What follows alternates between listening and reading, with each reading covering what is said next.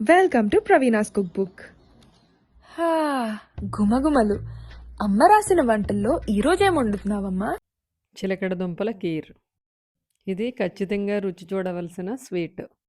1 litre పాలుకి 200 గ్రాములు చిలకడ దుంప, 70 గ్రాములు పెద్ద సగ్గు బియ్యం అరగంట ముందుగా నానబెట్టుకోవాలి. చిలకడ దుంపను శుభ్రంగా కడుక్కుని పై తోలు తీసి క్యారెట్ తురిమే దానిలో పెద్ద కోరుతో దీన్ని కోరుకోవాలి. ప్యాన్లో 1 టేబుల్ స్పూన్ నెయ్యి వేసుకుని ఈ కోరును దోరగా వచ్చే వరకు వేపుకోవాలి. ఈ కీర్‌లో మనం ఏమేసి తయారు చేసామో అన్నది మనం చెప్పే వరకు కూడా తెలియదు. ఇది చూడడానికి సేమియాలానే అనిపిస్తుంది. సేమియాతో చేసే పాయాసం కంటే చిలకడ దుంపల కీరు రుచిలో మాత్రం చాలా చాలా బావుంటుంది.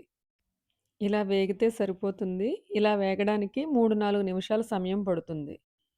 అడుగు మందమున్న గిన్నెలో పాలు పోసుకుని ఒక పొంగు వచ్చే వరకు మరగనిచ్చి 30 నిమిషాలు ముందుగా నానబెట్టిన సగ్గుబియ్యాన్ని 3 వంతులు ఉడికే వరకు ఉడకనివ్వాలి.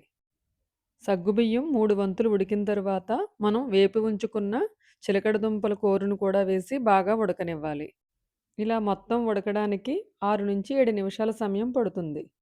ఇలా ఉడికేలోగా 50 ml పాలులో 1 టేబుల్ స్పూన్ వరిపిండిని బాగా కలిపి ఉంచుకోవాలి. నేనైతే తడి వరిపిండిని తీసుకున్నాను. పొడి వరిపిండైనా పర్వాలేదు. ఈ మిశ్రమం అంతా బాగా ఉడికిన తరువాత కలిపి ఉంచుకున్న వరిపిండి పాలను కొంచెం కొంచెంగా పోసుకుంటూ మనకి కావలసిన చిక్కదనాన్ని బట్టి దానిలో కలుపుకోవాలి. ఇలా పిండిని కలపడం వలన కీర్‌కి మంచి క్రీమీ టెక్స్చర్ వస్తుంది.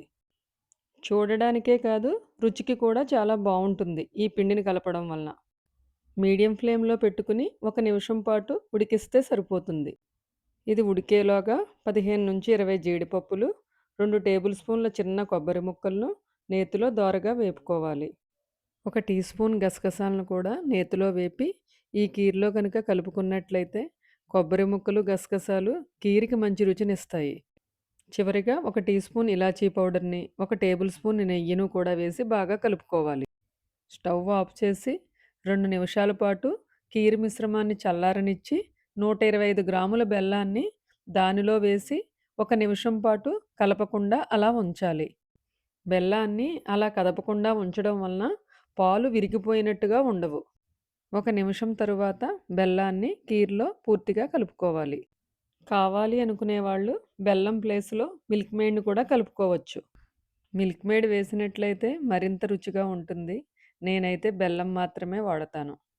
ఎంతో రుచికరమైన చిలకడ దుంపల కీర్ రెడీ. ఈ వీడియో మీకు నచ్చినట్లయితే please like, share and subscribe.